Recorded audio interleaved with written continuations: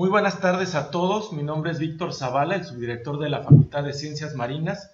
Le damos la más cordial bienvenida a esta nuestra tercera conferencia del ciclo de conferencias con el cual estamos celebrando el 60 aniversario de nuestra Facultad de Ciencias Marinas. En esta ocasión tenemos al doctor Antonio Garza de Hita, quien nos va a hablar sobre el futuro de la acuacultura ante los desafíos globales. Les voy a dar una reseña de lo que ha realizado en su vida profesional el doctor Garza de Hita. Él es ingeniero químico egresado del TEC de Monterrey. Posteriormente se fue a Estados Unidos, a la Universidad de Auburn, a estudiar su maestría y doctorado en ciencias de la acuacultura. Dentro de su trayectoria profesional, el doctor Garza de Hita ha ocupado diversos cargos de relevancia, entre los que destacan la dirección de extensionismo y entrenamiento internacional en la misma Universidad de Auburn. Ahí él generó herramientas de desarrollo e investigación como la certificación para profesionales en acuacultura, y también fue asesor técnico del INAPESCA. Desarrolló la maestría en sanidad acuícola para la Universidad Tecnológica de Tamaulipas Bicentenario, de la cual también fue rector hace algunos años. También se desempeñó como director de planeación, programación y evaluación de CONAPESCA del 2014 al 2016, y ahí asumió diferentes tareas en el ámbito de este consejo, enfocadas principalmente al diseño, desarrollo y estrategias para el logro de objetivos fundamentales. También ha sido asesor de la FAO en materia de acuacultura del 2008 al 2017. En la FAO elaboró planes rectores de acuacultura para los estados de Campeche y Puebla, aquí en nuestro país, y diseñó el diplomado en acuacultura y pesca en Georgetown, en Guayana, en el sur de América. En el campo de lo que es la investigación, ha realizado publicaciones, artículos y manuales para la industria de la acuacultura. Como un ejemplo está uno que realizó para la empresa Garza de Hita y Medina, referido a la producción de la langosta australiana. También fue fundador del Global Initiative for Life and Leadership through Seafood, y actualmente es presidente electo de la World Aquaculture Society. También ha sido director ejecutivo de Aquaculture Without Frontiers Latinoamérica, entre otras afiliaciones muy relevantes que tiene dentro de su trayectoria. Pues, sin más que decir, le vamos a ceder la palabra, la voz al doctor Antonio Garza de Hita. Pues muchísimas gracias, agradezco mucho la invitación a platicar hoy con ustedes. La verdad es que siempre es un gusto poder pues hablar con estudiantes, es lo que más extraño. Yo, por más que intento regresar a la vida académica, me regresan a la vida pública. Ahora, como secretario de Pesca y Acuacultura de Tamaulipas, no puedo hacer mucho, trabajar mucho con alumnos, pero la verdad es que si me preguntan qué es lo que más me gusta, es dar clases, sin lugar a dudas. Entonces vamos a platicar hoy. La verdad es que agradezco, antes que nada, una felicitación por el 60 aniversario a todos los que están en la Facultad de Ciencias Marinas de la UABC. Tengo grandes amigos por allá y la verdad es que muchísima gente muy importante de la acuacultura ha sido egresada de esa facultad, y hoy por hoy pues es una de las más relevantes que existen en México. Me gustaría, la verdad, platicar hoy con los jóvenes. Entonces pues vamos a, sé que no todos son acuacultores a los que nos vamos a dirigir, y por eso vamos a tener una plática un poco explicando por qué el sí de la acuacultura y varios puntos que vamos a tratar. Vamos a empezar comentando algunos temas relevantes. Déjenme solamente... No, por algún motivo no puedo avanzar. Pasa esto un día sí y otro también con las conferencias en línea. Últimamente he dado varias y nunca me funcionan bien las computadoras, yo creo que no me quieren mucho, pero bueno. Hechos relevantes. Nosotros hemos hablado, hemos escuchado hablar de lo que es el crecimiento azul y la economía azul. Esto es todas las actividades económicas que se realizan en las costas, en los océanos, en los lagos y los ríos. En este caso, en lo que es el tema de la acuacultura y la pesca, 17% de la proteína global, o sea, 17% de lo que se come la población diariamente en proteína, proviene de la acuacultura y la pesca. Esto es realmente muy relevante porque pues es una alta contribución. Vamos a ver ahorita que no es lo mismo en todas las regiones del mundo, sino principalmente en Asia es donde más contribuye, pero el consumo de proteína cada vez va a ser mayor y ese 17%, recuérdenlo hoy en el 2020, y cuando revisemos esto en el 80 aniversario verán que es prácticamente el 30%. Las pequeñas islas-estado, que insulares, en los países que son insulares en desarrollo, como digamos los del Caribe o los que están en la Polinesia, pues el 50% de lo que coman, el 50% de la proteína depende de lo que es la pesca y la acuacultura. En ese caso es más relevante la pesca que la acuacultura, pero vamos a hablar un poco de eso más tarde. La economía azul y todas las actividades relacionadas con los océanos, costas, lagos y ríos, le dan el sustento al 12% de la población mundial. En el caso de lo que es el sector primario, le hace pesca y acuacultura, hay 56 millones de personas en el mundo que se dedican a esto. Y de los cuales 19 millones se dedican a la acuacultura. Y esto es algo muy importante, 19 millones en la acuacultura. Ahorita, si lo vemos en el contexto de lo que representa México, pues no tenemos, es un porcentaje muy pequeño. El 19% de esos 56 millones que se dedican a la pesca y la acuacultura son mujeres. Esta solamente es el sector primario. Cuando sumamos la parte ya de transformación, es cuando nos vamos a un 50-50 en la participación de hombres y mujeres. Y la transformación es probablemente hoy uno de los puntos más importantes que vamos a ver para desarrollar el sector pesquero y acuícola. Pero es más importante en unos países que en otros. Por ejemplo, en los países que están en desarrollo, el valor de las exportaciones de pescados y mariscos es mayor que las exportaciones de la carne, el tabaco, el azúcar y el arroz combinados. Eso quiere decir que va a depender la zona en donde estén, pero para los países en vías de desarrollo, realmente la acuacultura forma algo fundamental. La acuacultura y la pesca en general, pero lo vamos a analizar más tarde.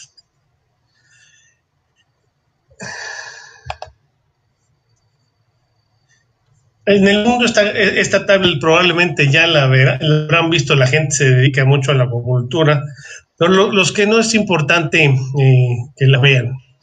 Vamos a ver que la pesca es básicamente marina, ¿no? La pesca produce 96.4 millones de toneladas anuales, por lo menos eso fue en el 2018, y esto, de esas 96 millones de toneladas, 84 provienen del ambiente marino, tan solamente 12 son de las aguas interiores. En el caso de la acuacultura, a pesar de que pudiéramos pensar lo contrario, la acuacultura sigue siendo básicamente continental. La acuacultura produce 82 millones de toneladas y 51 millones de estas son de agua dulce. Esto es, cuando nosotros pensamos cuál es la especie que más se produce en el mundo, en nuestra parte del planeta siempre pensamos que puede ser la tilapia o el salmón. Sin embargo, la especie más producida es la carpa. La carpa es pues la especie de que te produce más y con otros fines distintos a los que estamos acostumbrados en esta parte del mundo. La carpa es una especie dedicada a la seguridad alimentaria y por ende es una especie de bajo valor, es una especie de fácil producción, pero que se produce básicamente en Asia. Recuerden que China, que es el principal productor de acuicultura en el mundo, tiene aproximadamente 1.200 millones de habitantes y una tercera parte de la proteína que consumen diariamente proviene de la acuacultura, no de la pesca, de la acuacultura. Entonces, veamos, ahí en China la acuacultura es una realidad sumamente fuerte. En esta tabla no se incluyen lo que es las plantas acuáticas, que son plantas acuáticas de acuacultura, y estas son alrededor de 34 millones de toneladas. Eso es muy importante, ya que si realmente aquí siempre tratamos de ver que la acuacultura tiene una menor producción que la pesca, pero una vez que se suman las plantas acuáticas, la acuacultura tiene una mayor producción de la pesca. Sin embargo, fue en el año 2014 cuando esto dio un giro radical. En el año 2014, vean la gráfica, si vemos en 1958, la acuacultura básicamente no pintaba, ¿no? La proporción que tenía la acuacultura con respecto a la pesca era básicamente nula, ni el 10% del consumo total. Sin embargo, en el 2014 podemos decir que fue el año del acuacultor. ¿Por qué? Porque la acuacultura rebasó a la pesca en lo que es la fuente para pescados y mariscos para consumo humano. 2014 fue 50.1 a 49.9 y vemos como ahora, ya en el 2018, estamos en el 52%, prácticamente 53% de lo que se produce para consumo humano, producido por la acuacultura. Esto es muy significativo y va a ir, esta tendencia va a seguir incrementándose. De hecho, se piensa que la acuacultura en el futuro rebasará la producción de todos los otros tipos de proteína animal combinados. Estamos hablando de aves, de cerdos, de ganado ovino y bovino, y en el 2050 la acuacultura muy probablemente rebase la producción de estos 4 formas de cultivo de proteína en conjunto. Esto es algo que realmente es pues muy importante y si no pasa en el año 2050, tarde o temprano pasará. Hay un dicho que es importantísimo, yo creo que no lo digo yo, lo dice la FAO, lo dice toda la gente que sabe, dice: la acuacultura es el futuro de la alimentación mundial. Pero ustedes que son alumnos, y ahorita vamos a, desgraciadamente, se preguntarán el por qué.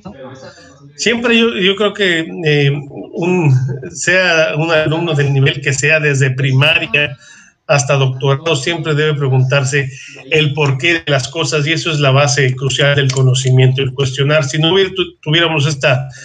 hiciéramos esta pregunta todos los días de nuestra vida, yo creo que no habría ciencia ni científicos. Entonces, la pregunta es: ¿la acuacultura es el futuro de la alimentación mundial? Vamos a ver por qué sí o por qué no. En primer lugar, los peces son poiquilotermos. Vamos a llamar peces en lo sucesivo, para no andar diciendo peces, crustáceos y moluscos. Abreviaremos en peces, pero muchos de ellos trataremos de agruparlos para que sea más fácil la plática. Pero eso quiere decir que los peces no necesitan gastar energía para calentar su cuerpo, se adaptan a la temperatura del medio ambiente. La energía que nosotros los mamíferos gastamos, la energía que las aves gastan para mantener su cuerpo a una temperatura constante, es altísima. Entonces, los peces no utilizan esta energía para mantener su cuerpo, la temperatura de su cuerpo, y por lo tanto crecen. Eso es, dedican esa energía a crecimiento. También los peces secretan amonio a través de las branquias. Eso quiere decir que gastan muy poca energía en catabolizar las proteínas y desechar los compuestos nitrogenados. Nosotros, la verdad, probablemente pues, nuestros riñones son de las máquinas más eficientes que existen, pero son utilizan muchísima energía y esta energía no pues nos evita que lo podamos utilizar nosotros para crecimiento. La cuestión aquí es que los peces no secretan orina, secretan compuestos nitrogenados directamente a través de las branquias y por eso utilizan esta energía para crecer también en comparación de nosotros. También los peces habitan en un medio que los sostiene, no necesitan grandes estructuras para sostener su cuerpo, como lo necesitamos nosotros los mamíferos, y entonces, o las aves también, y entonces no tienen no utilizan toda esa energía en generar esas estructuras. Ellos pueden utilizar esta energía en crecer, lo cual es pues realmente algo que nosotros son los únicos organismos que lo pueden hacer, los organismos acuáticos, ningún organismo terrestre lo puede hacer. Ahora, debido a esto, pues son extremadamente eficientes en el uso de la energía. Nosotros vamos a ver que si le damos 1 gramo de alimento a un ganado bovino, a un pollo, a un bagre, por decir alguna especie, vemos que el ganado bovino solamente crece 13.13 gramos por cada gramo de alimento que nosotros le damos. Los pollos crecen 0.50 gramos por cada gramo de alimento que nosotros le damos. Pero un bagre va a crecer 0.85 gramos por cada gramo de alimento que nosotros le demos. Eso quiere decir que el bagre es 70% más eficiente para crecer, para utilizar el alimento, que el organismo terrestre más eficiente que existe hoy, es el pollo. Que eso es, esto realmente es muy relevante debido a que pues vamos a hacer dentro la utilización de los recursos que vamos a hacer en estos años será cada día la competencia por esos recursos va a ser cada día más feroz y tenemos que utilizarlos de la mejor manera y en eso incluye el alimento que le damos a todos nuestros organismos para crecer. Otra cosa que es fundamental es que cuando nosotros pensamos en acuacultura pensamos que los organismos utilizan mucha agua y eso es una falsedad. Por lo general, los organismos acuáticos solo utilizan el agua que está incluida en el peso de su cuerpo. Entonces, no tienen gran consumo de agua. Se le llama esto uso de paso no consumo. Si nosotros vemos cuánto se necesita de agua para producir 1 kilogramo de bagre, probablemente sea el equivalente al peso que estamos cosechando. Que si lo comparamos con cada kilo que se consume de ganado bovino, pues el consumo de agua dulce que se tiene es mucho mayor cuando tenemos animales terrestres. Entonces, la competencia por este recurso que es tan pues codiciado es realmente importante en los próximos años. La tecnificación de la acuacultura también ha hecho que cada vez se necesite menos agua. Veamos, por ejemplo, hoy cómo se necesita pues si vemos un sistema de camarón hiperintensivo, se pueden producir hasta 200 toneladas por hectárea por año, y eso, una vez que tenemos el agua que utilizamos es muy poca comparado con lo que se utilizaba antes en los sistemas extensivos, donde se cosechaba aproximadamente 1 tonelada por hectárea por año. Entonces, la tecnificación está haciendo que nuestros alimentos sean mejores, y también que el uso de nuestra agua sea mucho más eficiente. Los usos múltiples del agua que se dan, vamos a poner un ejemplo de lo que se utiliza a veces en el Medio Oriente. A mí me gusta mucho, tienen las vacas lecheras. Estas vacas lecheras se necesita limpiar el área en donde están todos los días. Esa agua con las heces pasa a un biodigestor, de ahí se genera metano y también agua limpia que después se utiliza para producir tilapia, y de ahí, de producción de tilapia, pasa a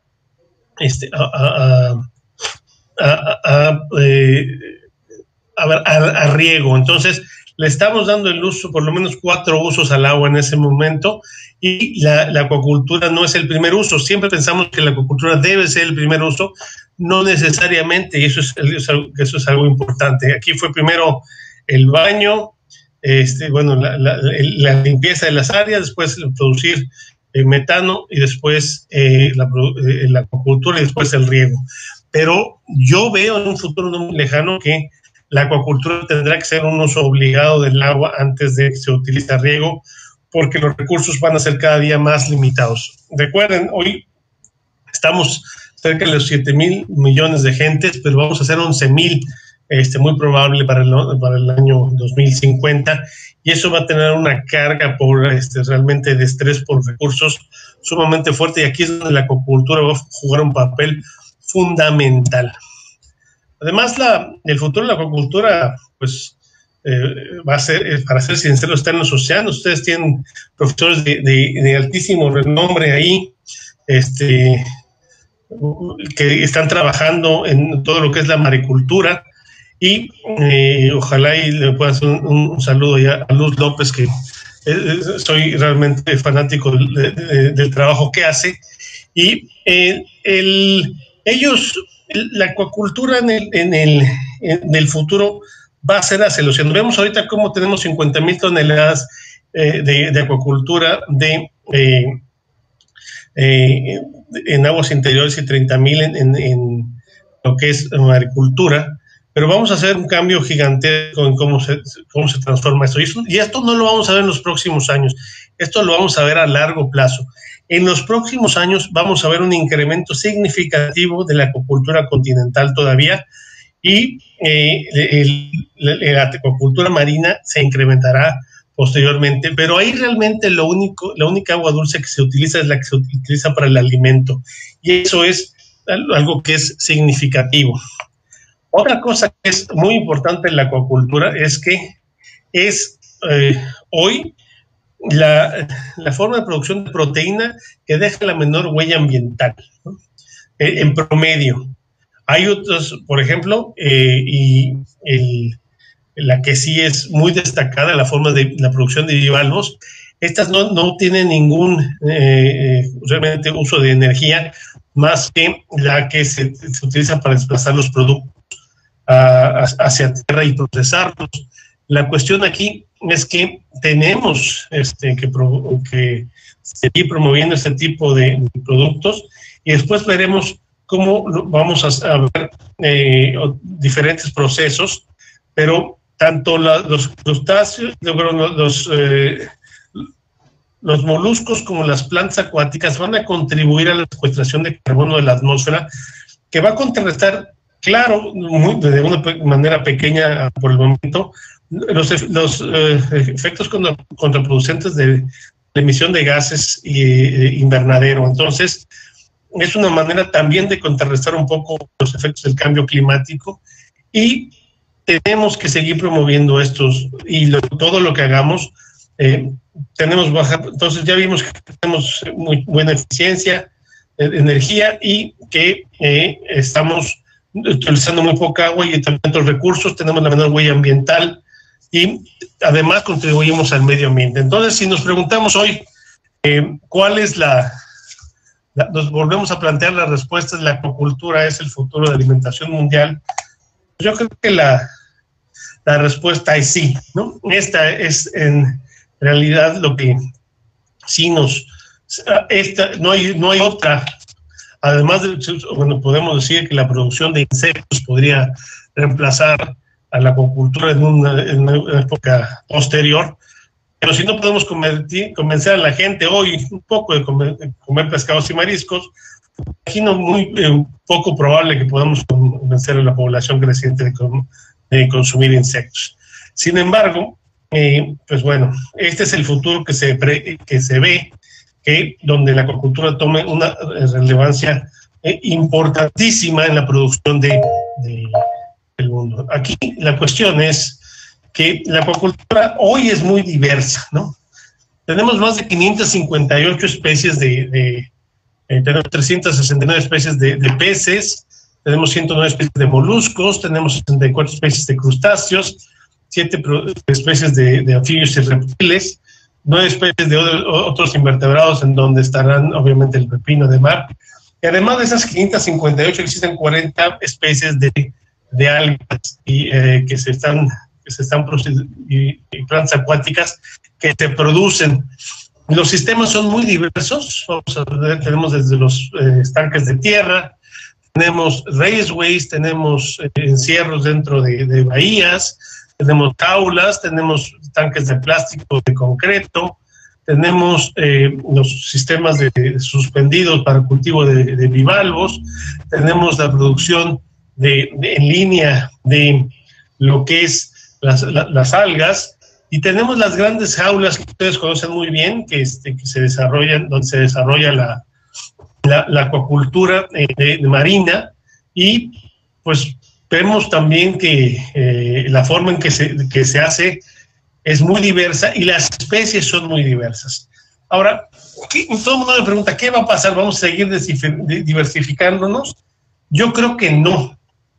Yo creo que vamos a ir cada vez más concentrándonos en especies que sean de éxito. Obviamente siempre va a haber especies delicatessen, pero vamos a tener nuestros caballitos de batalla como la tilapia, como el camarón, como el salmón, y poco a poco van muchas especies que se están cultivando hoy a no ser cultivadas, a menos de que tengan mercados muy específicos. Pero algo que estamos viviendo hoy es que seguimos buscando especies susceptibles de cultivo. Seguimos buscando la tilapia del mar, ¿no? Un organismo omnívoro, oportunista, que crezca a pesar de todo, ¿no? Y que tenga una gran, realmente, pues, tolerancia a diferentes climas. Bueno, ahí el problema de la tilapia sería un poco el agua fría, pero sí puede crecer con muy baja calidad de agua. Entonces, tenemos esas especies clave, otras especies que son sumamente de batalla, que no hacemos en América, o muy poco, son las carpas. Tienen la verdad, una resistencia impresionante, pero tienen muy poco mercado. Y si vemos cómo está la producción acuícola, pues sigue siendo un fenómeno completamente asiático, ¿no? Si vemos la participación de la acuicultura en la producción total de pescados y mariscos por regiones, vemos cómo Asia pues es el 55%, Europa 18%, o sea, 18 de cada 100 kilos que se producen en Europa de pescados y mariscos es de acuicultura. América solo el 17% y África solo el 16%. La tendencia de todos estos es al alza, ¿no? En todas las regiones, incluyendo en América del Norte, Estados Unidos se ralentizó mucho el crecimiento en cultivo, pero ya hay importantes planes para activarlo. Se hizo un programa para el crecimiento de la acuicultura muy importante, y creo que se va a impulsar mucho la acuicultura en Estados Unidos, y tal vez nos arrastrará a México de alguna manera, sobre todo porque tendremos un crecimiento científico importante y podamos hacer colaboraciones que empujen un poco el crecimiento de la acuacultura en este país. En África es la única región del mundo donde se espera que la población crezca más rápido que el crecimiento en la acuacultura, ¿no? Creo que más bien espero que eso no sea cierto. Espero que haya factores que no estemos viendo actualmente y que realmente la acuacultura y la producción de alimentos en África se consolide, pero se ve muy fácil en todas las regiones del mundo cómo el crecimiento poblacional es mucho menor que el crecimiento de la acuacultura y cómo la disponibilidad de alimento es cada vez mayor y se puede tener estos productos, se van a poder tener estos productos disponibles por muchos años. Entonces, África sí se prevé que se reduzca la disponibilidad y sabemos que estamos perdiendo la batalla contra el hambre. El porcentaje de la población y los millones de gentes que tienen hambre todavía se están incrementando.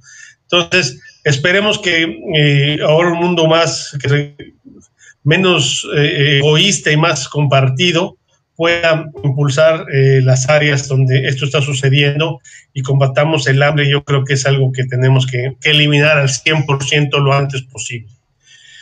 Pero África seguirá siendo el foco rojo hasta estos momentos. Hay muchas mejores proyecciones mucho más positivas para América Latina, para Asia, y pues obviamente todos los países desarrollados tienen muy clara, ¿no? Que eso no es un problema. Pero lo que sí es los fines de la acuacultura. ¿Qué pasa? En Asia, la acuacultura se concentra en especies de bajo valor y pues que se puedan producir fácilmente. La carpa, como ya lo mencionamos, es la especie que más se produce porque es una especie que se va hacia la acuacultura para la seguridad alimentaria. La acuacultura, el enfoque principal de la acuacultura es dotar a una gran población de proteína. Esa no es la visión que tenemos en Latinoamérica y en los países en desarrollo. Si nosotros vemos qué se hace aquí, qué se hace incluso en Europa, se producen especies de alto valor comercial cuyo objetivo principal es la exportación. Ok, sí existe este tipo de acuacultura comercial en lugares de Asia, como es el camarón, es básicamente India, el sureste asiático y un poco en China, pero no es la principal. Si lo vemos en volumen, pues es un porcentaje pequeñísimo. Y vamos a ver también cómo el crecimiento proyectado por la acuacultura pues va a ir de los dos, va a ir de la mano. Yo creo que se van a desarrollar otras especies, incluso en regiones como la nuestra, que no solamente sean de alto valor comercial, pero por ejemplo, si en este caso, cuando escuchamos de que ya no vamos a hacer acuacultura comercial, sino queremos hacer una acuacultura para la seguridad alimentaria. En este caso, ¿qué especies estamos utilizando? O sea, tendremos que reemplazar el camarón y la tilapia en nuestra región y empezar con una especie filtradora que no requiere alimento. Vamos a dedicarnos a hacer plantas o moluscos. Yo creo que no tenemos que destruir lo que ya se construyó. De hecho, además, creo que hay grandes avances en maricultura que están a punto de consolidarse. Entonces, si queremos hacer algo, lo tendríamos que hacer en paralelo sin destruir lo que ya tenemos. El futuro es del crecimiento de la acuacultura en México y en el mundo, es, como pueden ver, importantísimo. Para el año 2030 ya se espera que la acuacultura, sin contar plantas acuáticas, rebase ya la producción pesquera total. Eso estamos diciendo que la acuacultura pues ya será sumamente más importante. Y tenemos un jugador del que no hemos hablado en específico, pero que son 32.4 millones de toneladas de plantas acuáticas. que cada vez van a jugar un rol más importante en las dietas de la población y en las dietas y en la producción de proteína para otras especies o para consumo no humano. Si vemos en los últimos años, el crecimiento de la acuicultura ha sido 5.6%, ya no es tan rápido como había sido, pero pues se prevé que sea muy parecido a y se mantenga constante en los próximos años, y que para como lo comentamos, ya sea pues rebase por mucho en el 2030 la producción de la acuicultura, y que para el 2050 probablemente el 60 o hasta el 70% de la producción de alimentos de pescados y mariscos va a provenir de la acuicultura. Pero las tendencias de consumo son muy importantes, ¿no? No son iguales. Mientras el promedio de consumo per cápita es de 20.5 kilogramos en el mundo, en México, en América, o en México estamos de 12.5, en América, en el continente americano, estamos en 10, ¿no? Y bueno, en Latinoamérica, ¿no? Porque Estados Unidos es más alto, pero en Latinoamérica y el Caribe estamos en 10. Entonces vemos cómo realmente nuestra región ni siquiera está consumiendo los 16 kilogramos per cápita por año que recomienda la Organización Mundial de la Salud para tener para el consumo de pescados y mariscos, para mantener la salud en estado óptimo. Entonces, tenemos que atacarlo de varias maneras. Definitivamente es algo que es, y aquí es donde tendremos que tener mucha comunicación con los procesadores, porque tenemos que tener una política de Estado para incluir el pescado en las dietas. Además que es un objetivo, incluir las dietas de pescado en la población es un objetivo del milenio, ¿no? de los Objetivos de Desarrollo Sostenible. Esto es algo que no se comenta, pero que ya tendríamos que tener para el 2025 un plan de cómo vamos a incluir estos alimentos en las dietas de la población vulnerable, sobre todo. Aquí estamos viendo sobre todo niños y adultos mayores que tienen que tener gran consumo de pescados y mariscos, y sobre todo el DHA y el EPA, para los niños, pues obviamente desarrollar al máximo su coeficiente intelectual, y los adultos mayores para no caer en problemas de Alzheimer y o cardíacos. Pero para hacer esto hay cosas que son muy, muy importantes que logremos. El producto que se consume en las costas no llega a la población interior, ¿no? Si vemos, por ejemplo, el consumo que se tiene en Ciudad de Victoria, Tamaulipas, en Chihuahua, en Monterrey, Nuevo León, es muy poco el consumo de pescados y mariscos en comparación con lo que tenemos en Tampico, en Mazatlán, en Veracruz. Entonces, a pesar de eso, tenemos un promedio de 12.5. Imagínense lo poco que se está consumiendo los pescados y mariscos en México, en el interior del país.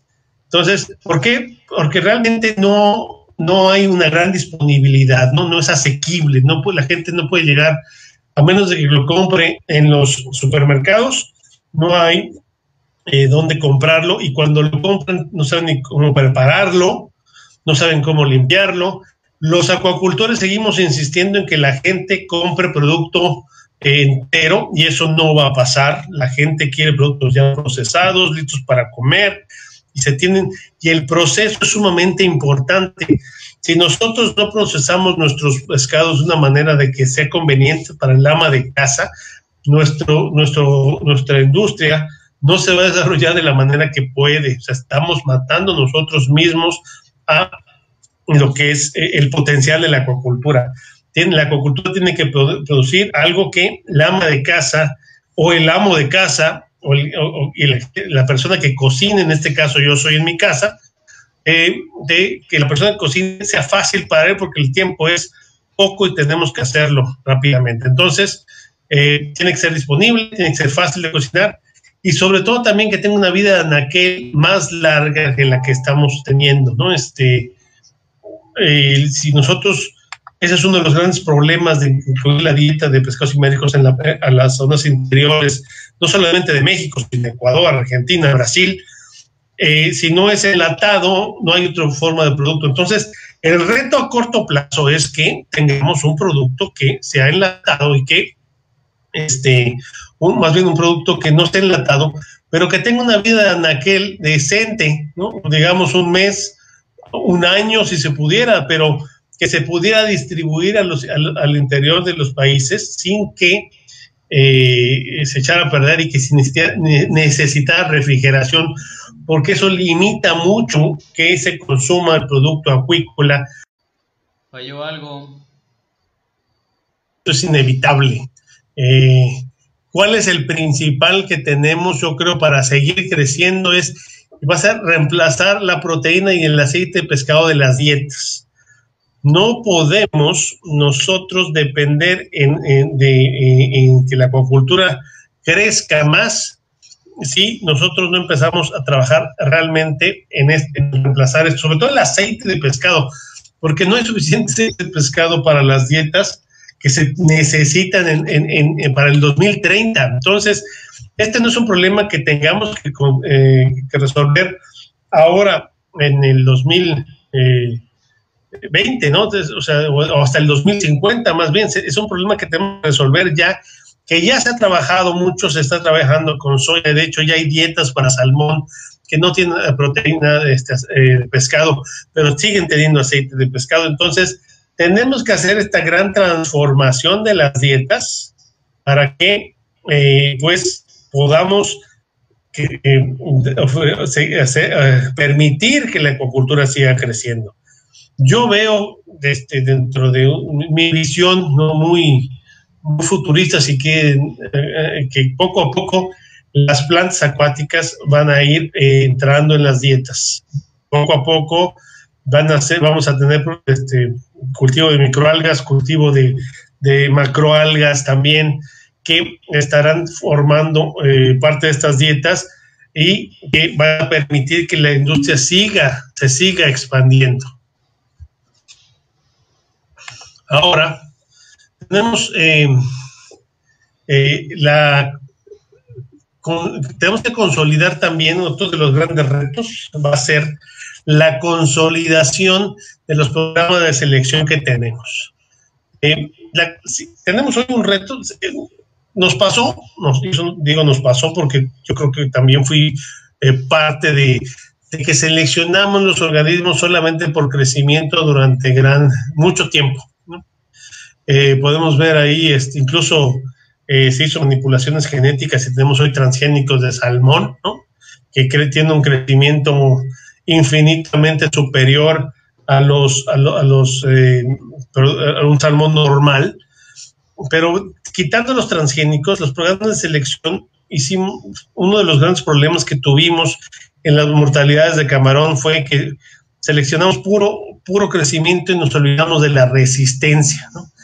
Tenemos que definitivamente seleccionar ambas, ¿no? Tenemos que seleccionar organismos que crezcan muy rápido y que tengan resistencia y a muchas enfermedades. La cuestión es que si vamos a hacer solamente crecimiento, entonces sí vamos a necesitar de sistemas completamente cerrados como los que se están haciendo ahora de camarón, donde pues todo, hasta el aire está prácticamente filtrado. Estuve en una planta de esas de recirculación acuícola hace no mucho, y la verdad es que es impresionante la tecnología que se utiliza y vamos a ver cómo estos sistemas se van a incrementar de la mano, ¿no?, con los programas de selección de genética para crecimiento.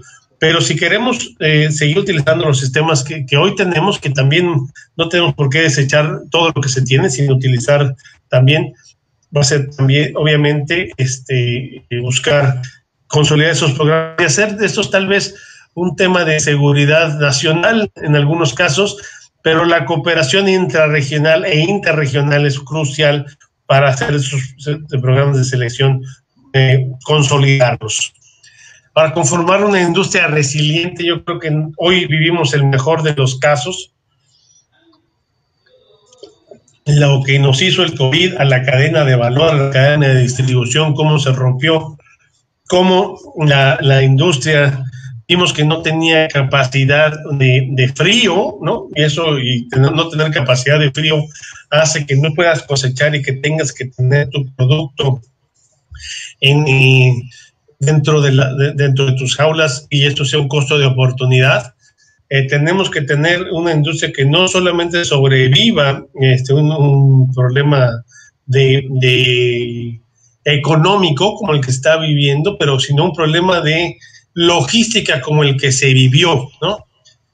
Ahorita también hay que aprovechar esto y tenemos que acercar de alguna manera la producción al cliente final, pero la industria acuícola en general tiene que ser más resiliente. Yo creo que sí, desgraciadamente muchas empresas van a cerrar durante esta época, algunas que sí están viviendo momentos difíciles, pero todas las que sobrevivan, y van a sobrevivir muchas,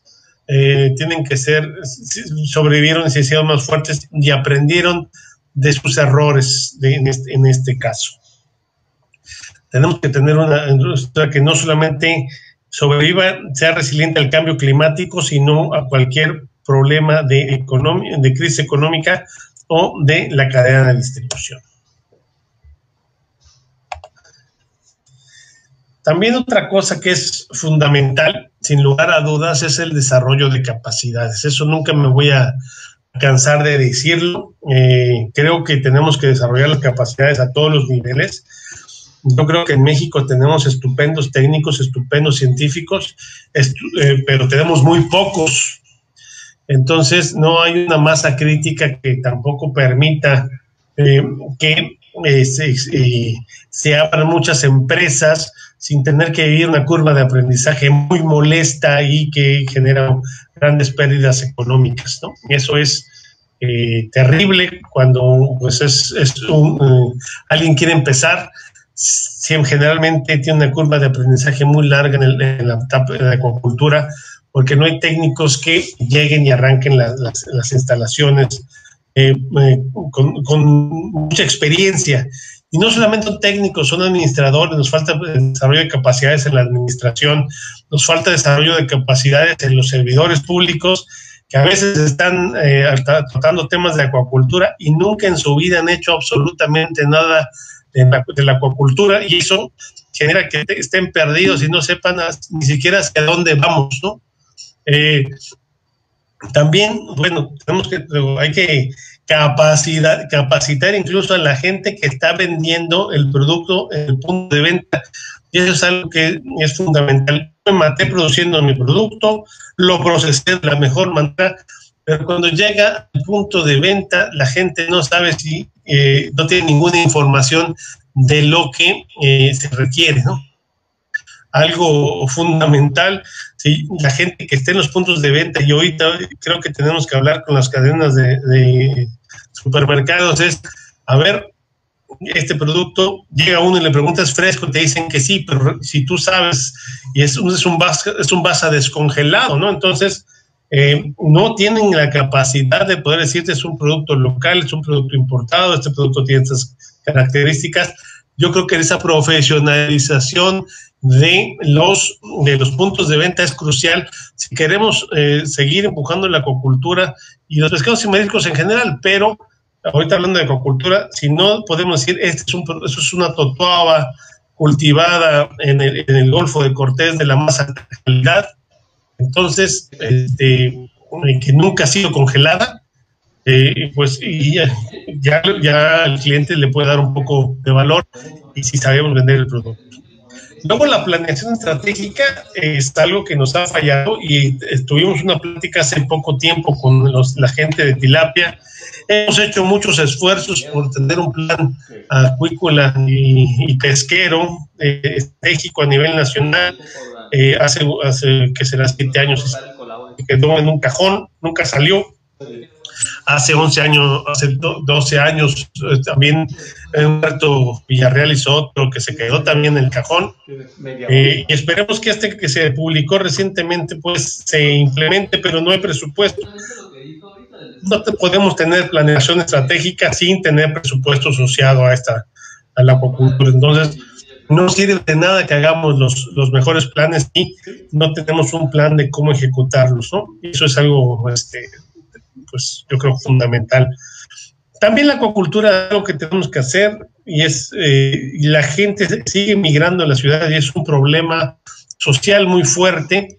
Migra y al momento de encontrar trabajo generalmente pues todos lo haríamos y tenemos que comer, ¿no? Incluso hasta delinquen, se dedican a actividades que no son productivas y pues no, esta dinámica no está generando muchas cosas muy positivas. Entonces, ¿qué se está haciendo?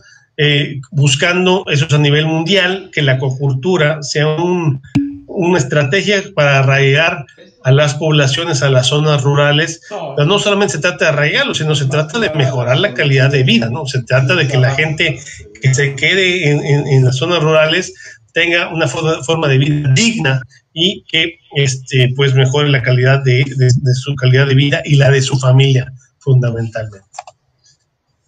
A mí cuando me preguntan la visión a futuro, la verdad, yo soy sumamente positivo, ¿no?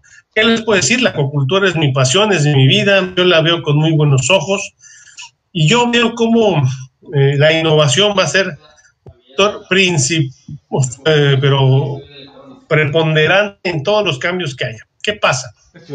Nosotros ahorita estamos viendo cómo las jaulas marinas creo que las jaulas marinas van a adquirir una relevancia gigantesca y vamos a ver jaulas marinas en muchas regiones muchas más regiones del mundo con otras especies y que poco a poco estas van a jugar y van a seguir evolucionando, ¿no? O sea, no van a ser lo que hoy vemos, pues no, obviamente no va a ser finalmente lo que se tenga dentro de 20 años, pero vamos a ver estructuras marinas que cultiven grandes cantidades de pescado en mar abierto. En esa parte de innovación es importante. También veo cómo los sistemas de recirculación empiezan a ser cada vez más intensivos y estos empiezan a acercarse cada vez más a mercados. Hay algunas granjas de camarón hiperintensivo en Austria que producen camarón para los mercados locales a muy buen precio porque es un camarón fresco que nadie más ofrece y eso pues es parte de la innovación. Veo también cómo la producción de tejidos celulares, a pesar de que a mucha gente no le guste o no nos guste, a mí en lo particular no me causa ningún disgusto, pero la producción de tejidos celulares, ya vemos hoy cómo se produce carne en prácticamente discos de Petri, y también tenemos el tejido de camarón, ¿no? Entonces, esta producción de carne en laboratorio va a jugar un rol importante en algunos años. No les puedo decir que de 5 o 10, a futuro sí va un jugador importante y tal vez juegue función importante en la producción de proteína que va dedicada a alimento o a medicinas o algo. Este es algo que todavía está muy, muy virgen, pero creo que va a ser fundamental. La otra cosa de innovación que veo clarísima es cómo entramos a la economía digital, no solamente va a ser producir, sino la inteligencia artificial nos va a decir dentro de la granja qué estanque se va a cosechar y va a estar conectada con los mercados. Y cuando podamos tener incluso, por ejemplo, un grupo de productores grande, también planear de la mejor manera en qué granja se va a cosechar lo que se esté pues pensando, el forecast, ¿no? De lo que se va a comprar en los siguientes días, cómo se va a ir cosechando, cómo se va a ir procesando y cómo se va a ir distribuyendo. La inteligencia artificial va a ser parte fundamental de la estrategia de producción de las granjas, ¿no? También la economía circular, pues es obvio, no vamos a desperdiciar básicamente ni un gramo de subproductos, ¿no? Todo se utilizará para algo. Yo creo que eso va a ser fundamentales, no solamente en la acuacultura, sino en todas las industrias. Y tendremos pues, como comentaba, las algas marinas, las plantas acuáticas, será una fuente sumamente importante de la producción de proteína para otro tipo de ganado. Yo considero, y esa es mi visión sumamente personal, que estas plantas acuáticas podrán proveer toda la proteína que se vaya a consumo de todo tipo de ganados, y de esta manera ahorremos un gran, pues dejemos todo lo que es la tierra y los cultivos terrestres para alimento humano.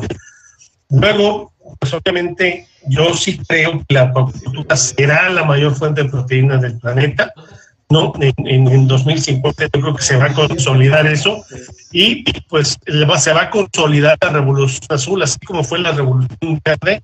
La revolución azul es la que estamos viviendo, y es la consolidación de la producción acuícola a nivel mundial. Pero para llegar a eso, yo creo que tenemos que hacer ciertos esfuerzos, ¿no? Y estos esfuerzos, obviamente, es que tenemos que atacar inmediatamente, ¿no? Es reducir la huella ambiental. No podemos permitir que la acuacultura siga degradando el medio ambiente bajo ningún motivo, razón o circunstancia. Sí, el laboratorio de Totoba es...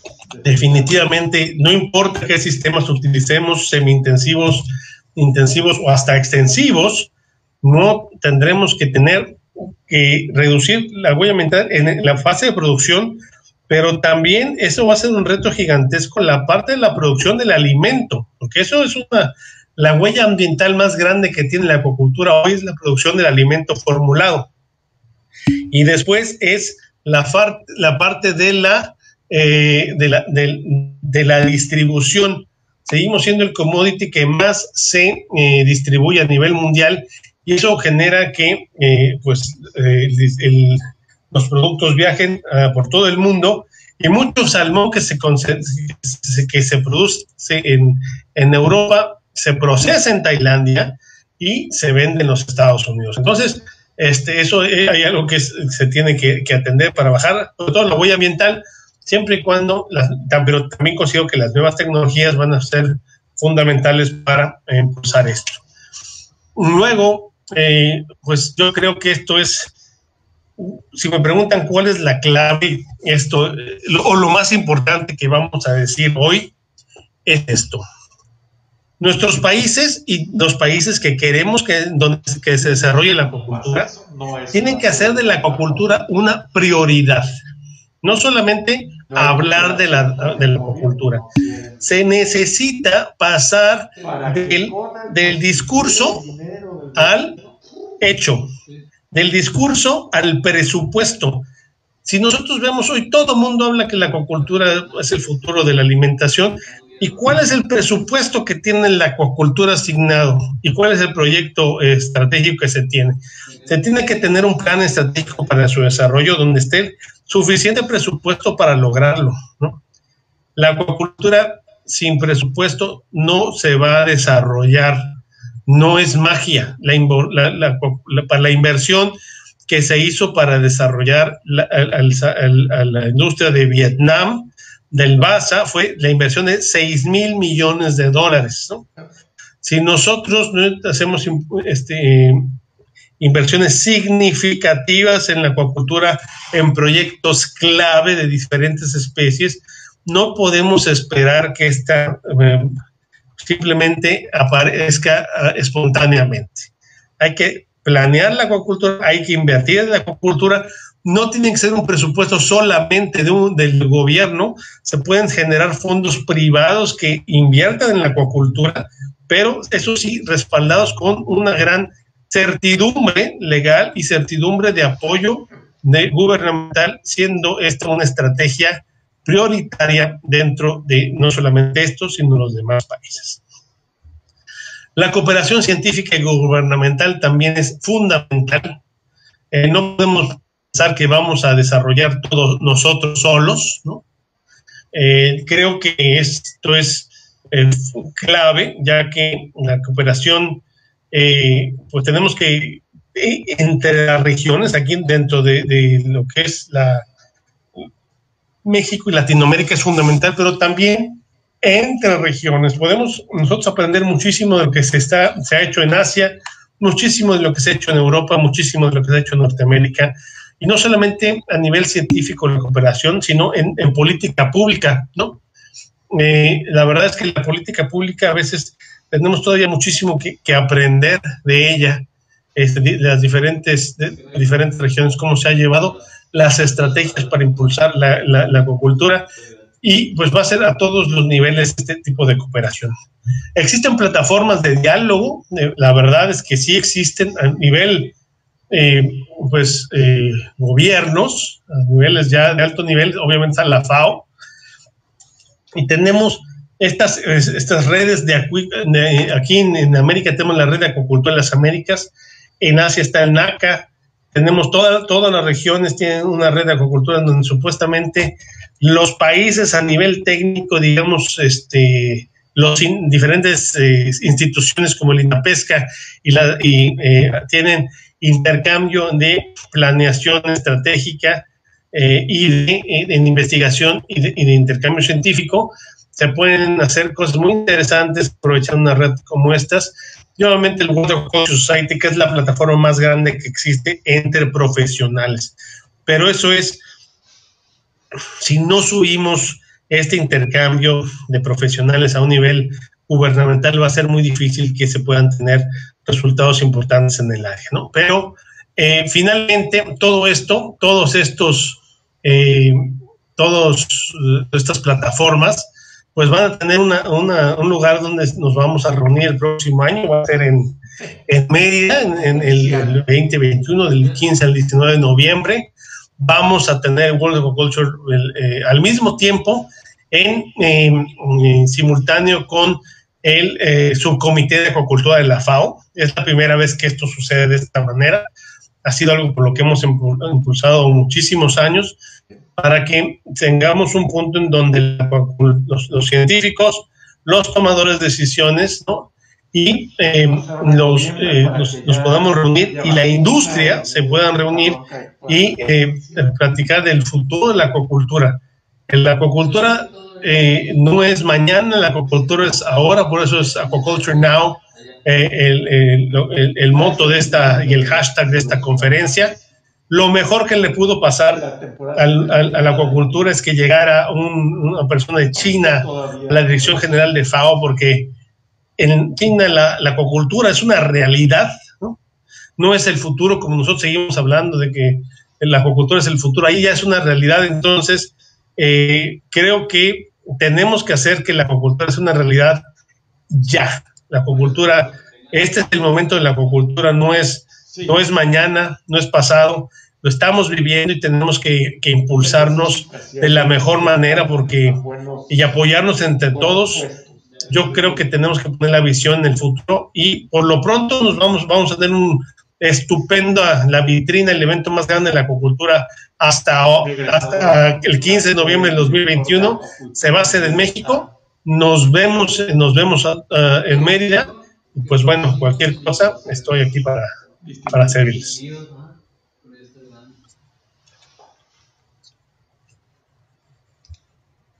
Muchas gracias, Antonio.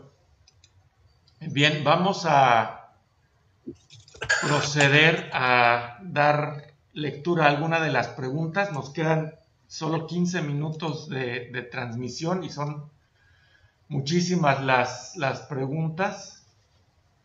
Por ejemplo, aquí tenemos una. ¿Cuál es la visión del uso de algas marinas como removedores del CO2 para el cambio climático, y si esto es oportunidad para la acuacultura? Pregunta Conal True.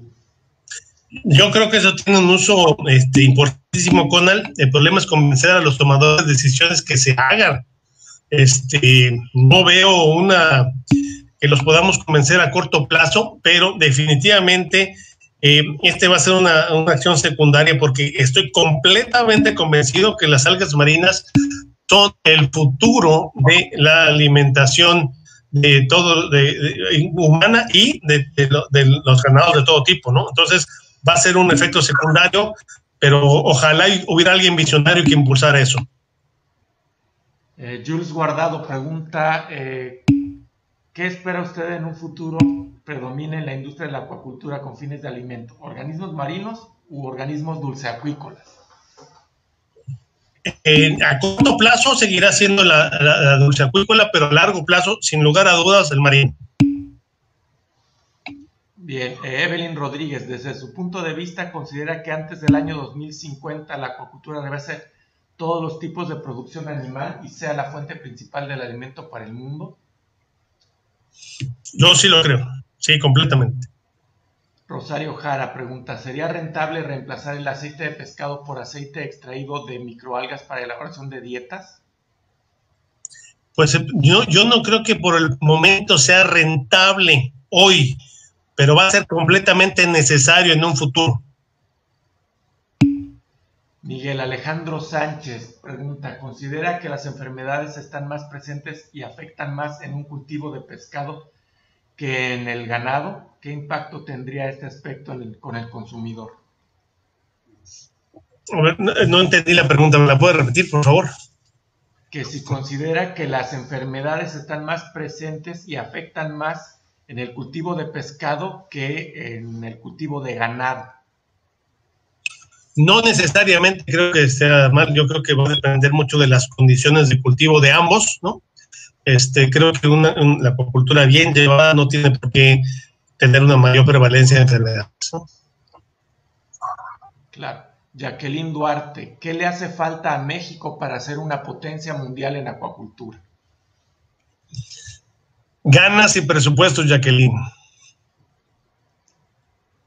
Silvia Beltrán, en base a los gráficos de la producción por acuacultura, ¿cree que se pueda abastecer la demanda del consumo de pescados y mariscos que se estima para el 2030?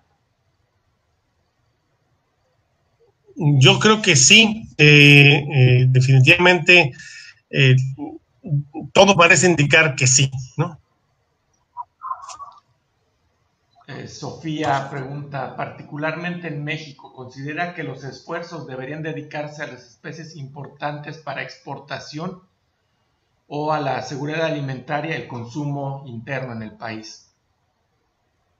Híjole, esa es una estupenda pregunta porque me la he hecho yo infinitas veces. Yo creo que hay que enfocarnos a las dos. Sin embargo, lo que sí nos tenemos que asegurar es que no importa lo que sea, la acuacultura no puede perpetuar la pobreza como lo ha hecho en muchas ocasiones la pesca ribereña. La acuacultura tiene que mejorar la calidad de vida de las poblaciones en donde se desarrolla. Kiara dice, si en un futuro se menciona que la acuacultura presentará un lugar importante en la producción alimentaria, ¿considera usted que al cambiar las dietas con proteínas de cultivos marinos mejorarán de manera directa la salud del consumidor? ¿Y qué especie considera usted con mayor beneficio para consumo humano? Yo creo que lo que mencionas de las dietas definitivamente, y voy a retomar un poco lo que comentaron de las algas marinas, del aceite de algas marinas. Creo que eso va a ser indispensable y de alguna manera tendremos que desarrollar la tecnología para hacerlo rentable, ¿no? No creo que sea rentable hoy, pero lo vamos a tener que hacer rentable. Ahora, la cuestión en el caso pues las dietas van a mejorar sustantivamente y las dietas, sobre todo en la maricultura, y tenemos que tener cuidado porque muchas veces los contenidos de DHA y EPA pueden bajar. Sin embargo, van a seguir siendo sumamente altos comparados con cualquier otra cosa que estén alimentándose la población humana, ¿no? Y la última parte de la pregunta era... ¿Qué especie considera usted con mayor beneficio para el consumo humano? Los moluscos. Yo creo que los moluscos bien llevados van a ser lo mejor que se pueda consumir definitivamente. Alexis dice, aparte de los puntos de visión a futuro, la sustentabilidad, ¿qué tanto tiene que ver y por qué también es considerado un punto muy importante en la acuacultura? La sustentabilidad es una obligación.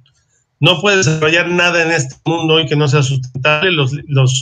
Yo creo que precisamente bajar la huella ambiental, como se mencionó, es precisamente ser cada vez más sustentable. A menor huella ambiental, mayor sustentabilidad. Y la sustentabilidad es fundamental. Sin sustentabilidad no hay futuro para la acuacultura.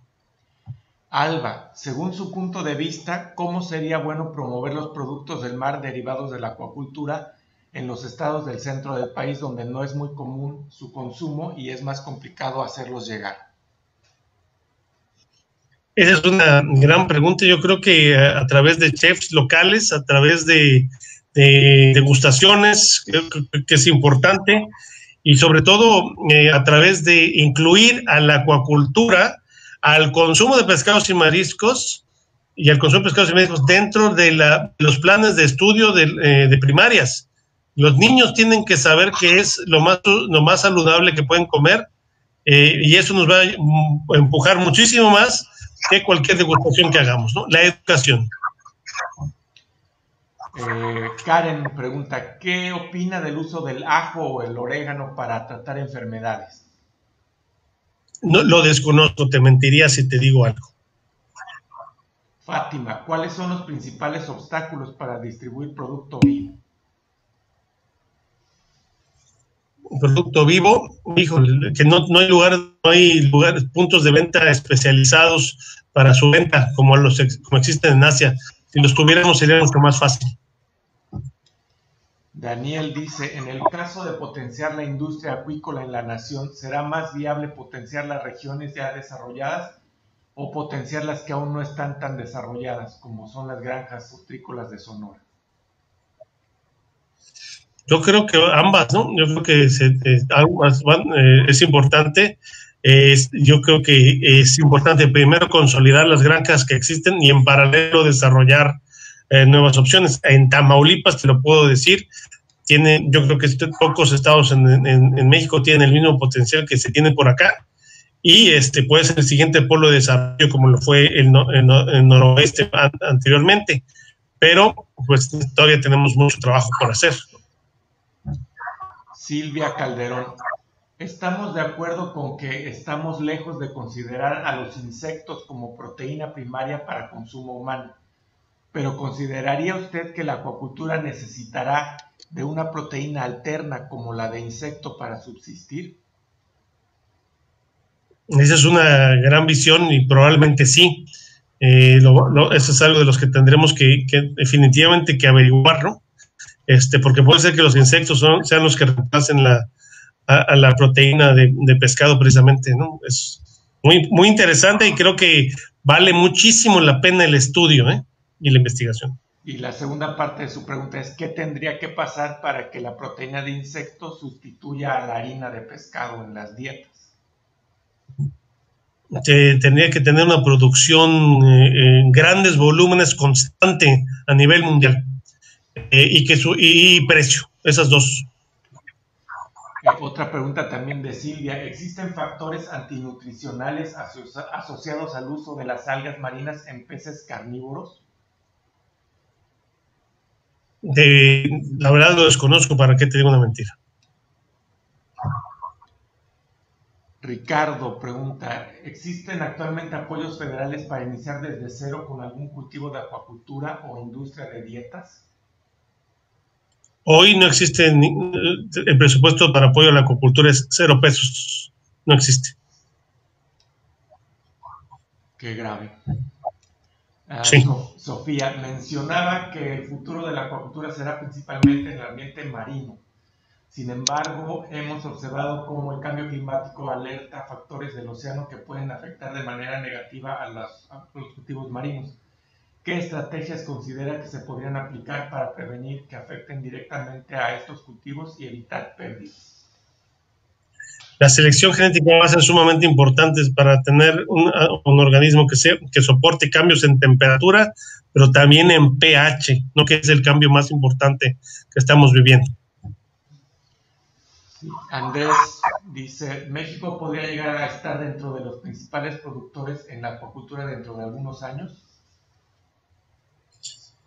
Como vamos en este momento, en el camino en que estamos, no. Tenemos que dar la verdad, un giro importante y empujar la acuacultura, pero México tiene el potencial, sin lugar a dudas. Otra pregunta de Conal. ¿Cómo ves la competencia de tejidos celulares contra la acuacultura? ¿Será algo que detenga el desarrollo? Yo no creo que detenga el desarrollo, yo creo que se va a complementar, yo creo que hay suficiente mercado para ambos, pero de hecho estamos tratando de invitar a los de Singapur para que den la plática inaugural de la UAS 2021. Creo que es un mundo nuevo, y aquí lo que tenemos que ver es nos dedicamos a la producción de proteína o nos dedicamos a producir pescado, pero yo creo, en mi percepción de mi vista muy personal, un punto de vista muy personal, es que va a haber espacio para los dos, y si surge otra tecnología interna, va a haber espacio para los tres, ¿no? Nuestra directora Luz López te agradece por la plática, que fue muy motivadora para todos. Muchos aplausos de Laura, Dafne, Giorgio, Rodolfo, Eric, Karen, Daniel, Jules, Angélica, Cintia, Pedro, Silvia, Evelyn. Pues bien, Antonio, Mario, adelante. Sí. Solamente pues igual para agradecer a Antonio Garza de Ita por esta excelente presentación, muy motivadora, como dice la doctora Luz López, el doctor Conan True. La verdad es que cuando se dio la oportunidad de tener la relación de poderlo invitar, pues la verdad es que quisimos aprovecharla.